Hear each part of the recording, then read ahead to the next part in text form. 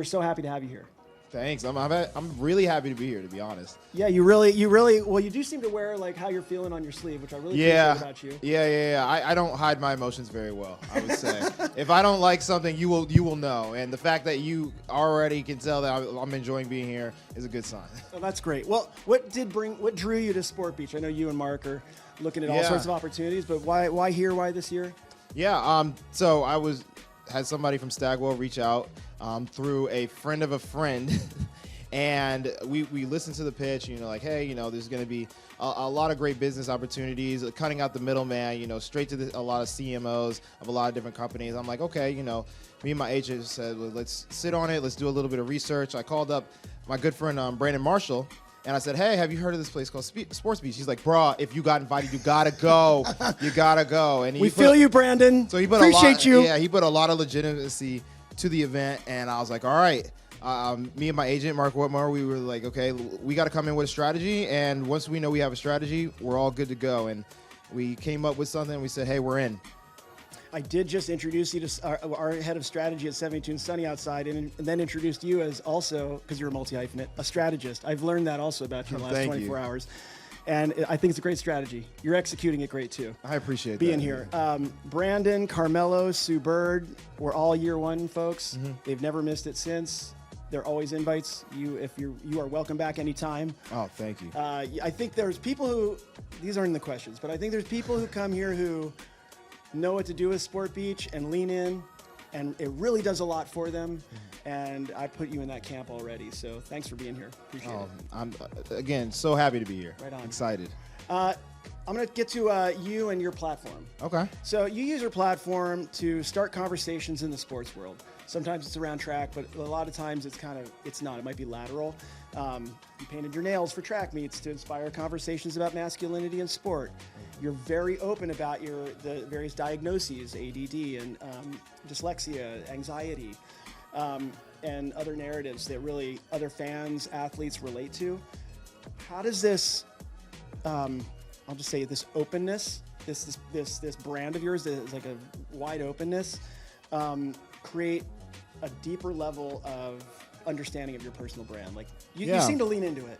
No, I leaned into it mostly because I got to a point where, I was starting to get looked at by the younger generation. And of course, my mom had this saying when we were growing up, the higher up on the ladder you go, the easier your underwear show. And I was like, what? What are you talking about, Mom?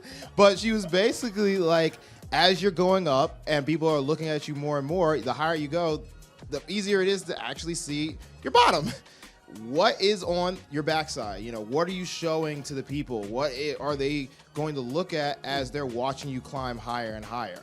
And I'm like, okay, well, I would hope that when I get to the top, that they would know that I'm not this invincible superhuman that everybody might think I am. Of course, I have some very great qualities that help me in what I do, whether that's in sport or whether that is in a room like today, interviewing and stuff like that. But it didn't just come like that. I had to practice them, and it wasn't easy all the time. Going through school was not easy for me because I had ADD and dyslexia. It's pretty hard to get a very energetic kid to read properly when the words are moving. Yeah. Oh my God. So, again, there have been challenges, and I hope that anybody who is seeing me reach the top will say, oh, he's different. I never want to hear, yeah, but you're special. No, it's not that I'm special. It's that I was given a gift. I crafted that gift. I honed that gift. And despite all the challenges that I had, I decided I was going to keep pushing through. And you can do the same. That is incredible. Starting from mom advice, which is incredible. I've not heard that one. Your mom, she made it up. She did. It's a pretty good one. Oh, yeah. Well, in your mom's thing, it's like when you get to the top, and a lot of people would say you've gotten to the top, at least in the sports world, or achievements, fastest man in the world, won pretty much everything. I've heard you say already, and in the first 12 hours you were here, that not at the top yet. That could be a first chapter. Yeah. Was that how you, can you elaborate on that? Like how you kind of see, is there winning at some point, or is it just the journey and growing? I've always seen the winning as the stepping stones to get to my main goal, which has been pushing past just sport, just being a runner. And there's so many more things. Again, I'm not showing my personality just because I think it's cool. I'm hoping that somebody relates to it because it inspires the next. And there were so many hard things that I had to go through. If they know this, then they're like, oh, well, I didn't have the opportunities that you had. Well, now that I have got to the top, I'm now put in a position of power. It's like, what am I going to do with that power? You know, am I going to hoard it to myself, or am I going to create opportunities for others?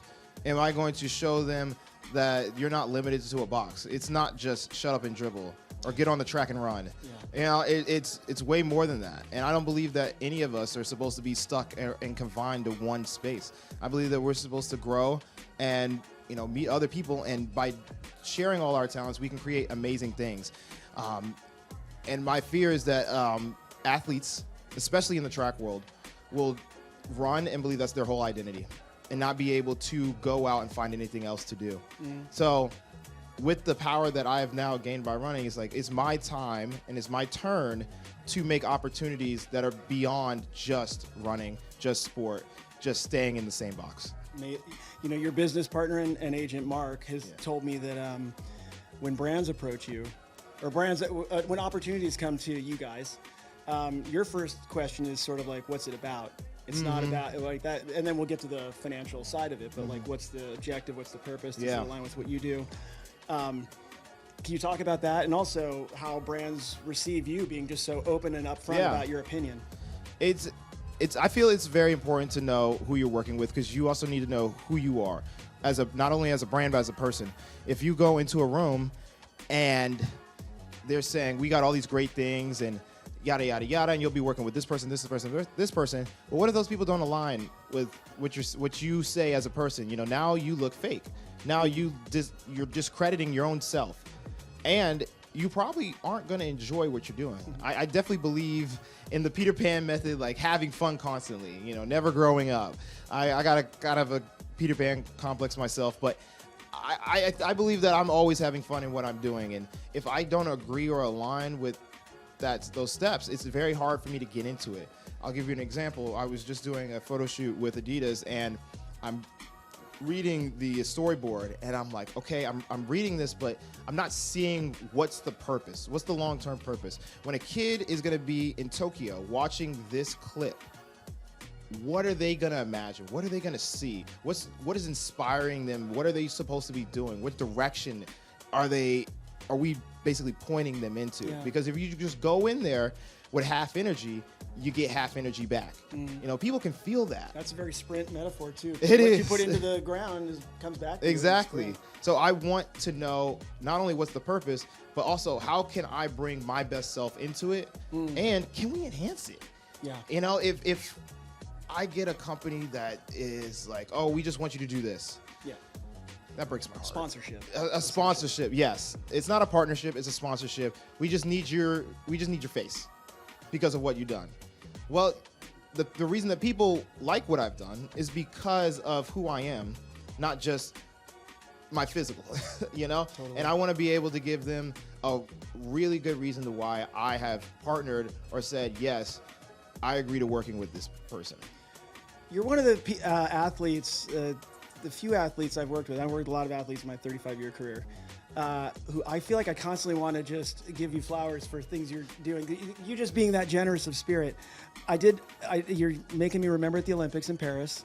We're all proud of you for winning the 100 and doing it the way you did. Oh, thank you. And then the 200 happened, and you know you had suffered from COVID, but you didn't really reveal that till afterwards. And my memory of you, for what it's worth, from Paris, is interviewing right off the track after you caught your breath, and telling everybody about it. And they said, "How do you feel?" And you said, "You know, I'm proud of myself." Yeah. Those are the words I remember. I don't remember anything else, to be honest. I just thought that is I'm sitting here watching this with my kids. And I'm like, that is the coolest thing ever that you said that, you know? And I think that's a reflection of kind of how you show up. And I also now understand strategically you're trying to give that message to somebody else who's like trying to do something and maybe doesn't hit the mark. Yeah. There's still a win there. Yeah. You can still be proud, right? Oh, 100%. There's so many kids that will compete and they didn't get the win because only one person can win a medal. Right. But you can have a personal win. Sometimes your win is the fact that you finished the race because you've been injured and dealing with injury for the last 4 months, maybe a whole year. but you got out here and you won. You know, I've had conversations with other athletes, and because I'm so competitive, they think that I'm like, Yeah. kind of like joking with them or like trying to get under their skin. I'm like, hey, I saw that you had a complete race, and of course it wasn't a PR, but it's your first time back. Good race. They're like, nah, you're messing with exactly. You're messing with me. I'm like, no, really. I'm truly, seriously, Yeah. that is something to be proud of. Yeah, you're on your own and podium. It's a step towards getting better, and it's so crazy that they took that as I'm trying to get under their skin. I was like, no, I'm trying to give you your flowers, man. I'm trying to give you your credit. Like, congratulations. I hope to see more. I think you really are at the leading edge of a different sort of orientation in sport. I mean, and it's hard to be so competitive and want to win everything and show up like that. That's why people Yeah, probably it is. They're like, I don't know, you look like you own the place when you walked in, but which is, I think, actually how you do show up, which I credit you with. Well, listen, you've been integrated with brands for your entire pro career, and you forewent college to sign with Audi. How do you feel that this has helped you as you built your career? Oh, I couldn't have gone to college. Well, I'm not saying it's good Oh, bad or the gosh. other. Everybody's on their own path. I was signed to the University of Florida, but I knew deep in my heart that I was planning to turn pro. Yeah. And even when me and my brother had our college visit, we told the head coach, hey, we're trying to go pro. You know, that's Pre-NIL. Pre-NIL, yes. This is before NIL. This is probably about 5-6 years before NIL. We're trying to go professional, and we're going to try to do it at high school. And he heard it. But he didn't hear it. Right. And that's okay. Well, it was new. It was There's no new. comp. Me and my brother were the first males to ever do it in the U.S. So hearing that from two high schoolers is like, well, I mean, there's been plenty of others who've tried, so I don't want to say no, but I'm gonna give it's like good luck, good luck. It's like, well, I'll take that good luck because it's the faith that we had in ourselves that we were gonna get it done, and it did happen. Cool, so cool. And so, but has that been just an ethic you've kind of lived by through the rest of your career? Just like isn't forging your own path? Seems like it. A lot of it I've had to make my own dirt road, for sure. Right. And some of it has been easy, but it gets more difficult when you start messing with people's money. That's all right. Which is understandable, and it can be a little hard to show them a different point of view, and especially when it's been done religiously, for so long. And it's hard for me because, I get these visions and I get ideas and concepts and constantly want to be like, go, go, go, go, go. But not everybody is ready for that. Right. And I have to tell myself that just because I see it doesn't mean everybody else sees it. That's right. And that's why I keep, Mark around. That's why I have Janelle, my fiance, around to remind me, hey, you're moving at 1,000,000 miles per minute with your ADD. Not everybody else got the same mindset. You got to find another angle to work it. You got to be patient and get with the right people to make sure that it happens correctly. You got to meet them where they are and then bring them along. Yeah. Especially you. You're just so far out in front. Well, speaking of which, I want to talk about track and how you see it evolving currently, and then what your sort of hope would be over the next 5-10 years. Like, you squint and imagine. How will it thrive? How could it thrive? Currently, I see us in almost like a wild, wild west situation. Yeah. Feels that way. There's so many people who are very eager to come save the sport. I wouldn't say that we need saving as much as we need extra help. We have a foundation that a good amount of Olympic sports don't have. We have a normal season off of Olympic years. Now, does it need more structure? Yes, it could use more structure. Could it use more help with marketing? Yes, it could. And are there tons of places where we can add in the rest of the world? Yes, I truly feel that. As I said yesterday in the panel, everybody runs to some degree, and everybody loves to watch people run fast. Mailbox to mailbox in your backyard, in the neighborhood. It's still happening. We just put official lines down and said, don't run before go. Right. So it's super easy to understand and conceptualize. We just need a little bit of help in the department of, who we're showing this to, and who do we want to show it to. Let's not get stuck on where we have been for probably the last 60 years of club track. But hey, we have stars. People want to see these stars. People want to watch them run consistently. They want to know their schedule. They want to be able to interact with them. They want to be able to see them face to face. And it's so hard to do that in the structure that we have right now. But we could easily move it into a way that it's not that difficult. You're known. We talked about in the panel, but and you're known for it I think in broad culture for disrupting the status quo in track, in how you show up at meets, but also like the challenge with Tyreek Hill, which we talked about. So that's one example of you being unafraid to embrace something that other people might say that's not track or that's trivial or a gimmick. Yeah. Do you see that as just like, yeah, I hope that race happens, but let's do more of it, more things like that? I would like to see something like that happen. Yeah. Unfortunately, it just couldn't come to pass this With him. time with Yeah. him. But that doesn't mean that it can't happen at all. I think taking advantage of the opportunity that is there is very important. The world changes. How do you change with the world? Streamers is extremely popular. That's a whole category that I feel is being missed out on, that you can easily say, hey, let's bring you to the table. You know, why fight it? Why not work together? I feel if we all work in a mindset of why don't we all work with our gifts and make it better, that we could achieve almost anything, an unlimited amount of achievements, and dreams could be made.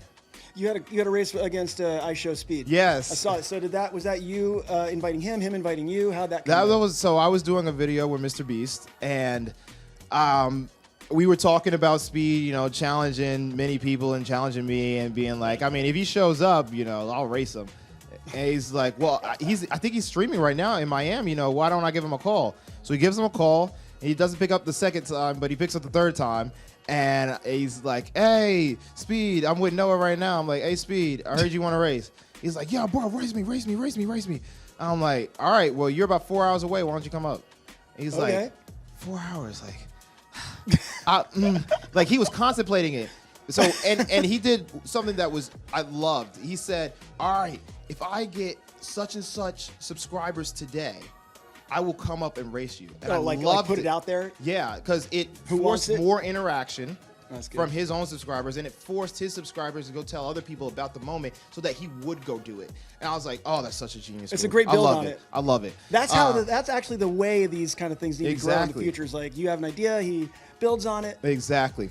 So he hits the number, and right. he decides, I'm a drive up. He takes a 4 hour drive.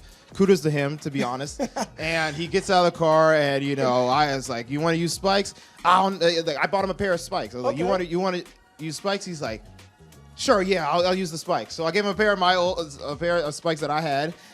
So I got him wearing Adidas now and whatnot.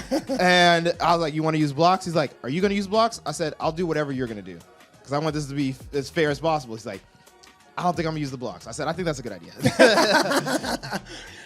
And, we're going through the race, and he's getting ready. He's getting the crowd hype, and there's like tons of kids that are lined up outside of the gate of the track. Yeah. And we were like having to tell people, like, get back over the fence, yada, yada. This is a private area. You can't be out here.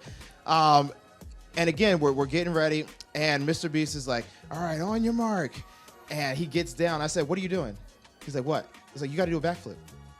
He's like, yeah, you're right. Because I think he attempted the world record for the most backflips in 24 hours a few weeks before that. Okay. I was like, you got to do a backflip. You're known for doing boxes. You got to do what you're known for. Come on, you got to lock in, man. So he's like, yeah. So he does the backflip. We get we get down, and I had to teach Mr. Beast how to start, like ready, set, go. Oh my God. I had to teach him all that.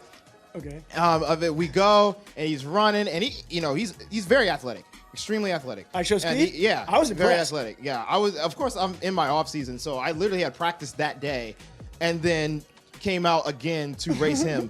But he gets out, and I'm like, oh, this kid has some true athleticism. I'm like, okay, I'm going to try a little bit. So I give a little bit of speed. I catch him, and I'm like, all right, I'm going to just keep him here. Now, my coach is in the back screaming, no, you need to demolish this kid. What's demolish? Like 50 meters? Like, what's a demolish for you? I mean, for him, it would have. We were running about 50 meters, so it would have been at least a 5-meter gap would have been as much as I could have probably given to him for 50. For 50 meters, yeah. So, but I was like, nah, I'm gonna stay with him. I'm gonna stay a little bit in front, and I'm gonna play around. Like, so I just start like throwing my hands around and yada yada. You know, make it like this is fun. This is a joke. So we come in pretty close. And he's like, oh, that was a tie. And of course he's gonna say that because he's trying to keep interest. I was like, all right, let's go watch the video. It was the most untie ever. And I don't think he's ever been trolled like how I was trolling him that day. Like I could tell on his face. I was like, oh, you're a troll, but you've never been trolled. It was like 5 meters, as I recall. No. In my mind's eye, it was like 5 meter gap. It was a lot closer than that. It was about a meter gap. Okay, well, definitely not a tie. It was pretty close. Again, I had to make it close. I had to make it because, and this is really where it comes in. If I make this close, when the Tyreek debate was already coming out, if I make I Show Speed and me a close race, then people are gonna say, oh well, Tyreek can definitely beat Noah.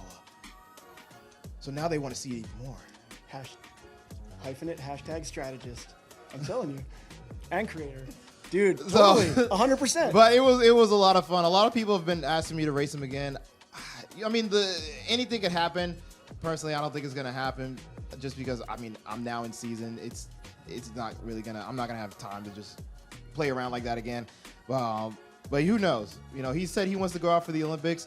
Shoot, I'll train him. Yeah. If he wants to go out for the Olympics, I'll train him myself. DK wants to get out. I'll train him too. Yeah. Come on down to Claremont, Florida. You'll be secluded, but you'll be training hard, and we'll make sure that you're running the fastest. Here we go, some training, DK, or Tyreek, or whoever else wants to raise their hand. Whoever wants to join the track and field world, whoever wants to be an Olympian, come on down. We'll get you there. I think I'm a big believer in this crossover energy, which is in a way brand partnerships, if we're going to take language from all the marketers here, is the way to grow this sport. Yeah. And I see you at the leading edge of it. And that story you just told, even you were learning from like how I Show Speed does what he does. Like great brand partnerships are like you learn from each other, you push each other. Mm-hmm. It's honest. You're like, you gotta do the backflip. Yeah. One I would like to see you and you've told me you'd like to be in is the NFL flag influencer game. So they did the first one this year right before the Super Bowl. Yeah. So I'm gonna direct you to the camera, and that's going to be Ian Trombetta, who runs everything social at the NFL. He's brilliant. He and my partner Tim Ellis, who's the CMO. I want you to tell him to put you in that thing next year because we all want to see it. Next year, what I want to see the track and field world versus the flag football world. Ooh. I'm gonna be a coach because it'd be unfair if I catch a wide receiver pass. So I'm gonna be a coach, and you guys can put together your team, and we're gonna have a lot of fun. Can we put you out on like one burner route, right? Like a wide receiver on the right, and just like the go deep, one go route. One go route. Come on. All right. My fear is that I'm gonna get to the end zone before the quarterback has time to actually prepare to throw it. That's my fear. Like I'm gonna start running, and he's not gonna judge it correctly. It's like, okay, I'm gonna throw it right before he gets to the end zone. No, throw it past the end zone because I'm. Okay, so that's if there's no warm-ups. I'm feeling like Mike Vick can nail the timing with you. He was one of the quarterbacks this year. 100%. All right, Ian, Tim, the ball is now in your side of the field. Last thing here, bud. We've already gone over that. Oh, well, that leads me to my final question, which is the people want to know: is Noah Lyles going to try out for the LA 28 Olympics in flag football? In flag football, no, I can't see that happening. I got to defend my title. I know. Well, we're hoping one of them's 1 week and another's another week, and then we can see you at BMO Stadium. Track and field will be the first week instead of the second week of the Olympics in LA. So, I mean, who knows? Who knows? Maybe we get your coaching staff. That would be wow. Has anybody ever done that? Has anybody ever won different Olympic gold medals at the same Olympics? For different sports? We're starting something here. So here's the deal. Right here, right there, right here, yesterday, this time, Jordan Childs sat there and said to me, I want to compete in LA 28 in gymnastics and then go do it again and get a medal with a flag football team. Oh, man. So I'm just saying, crazy. I can see that. Don't, get shown up by Jordan Childs. All right, the idea is in the brain. Yeah. And you're a creative guy, so I fear for the rest of us. We can make something shake. We can at least try. There's no harm in trying.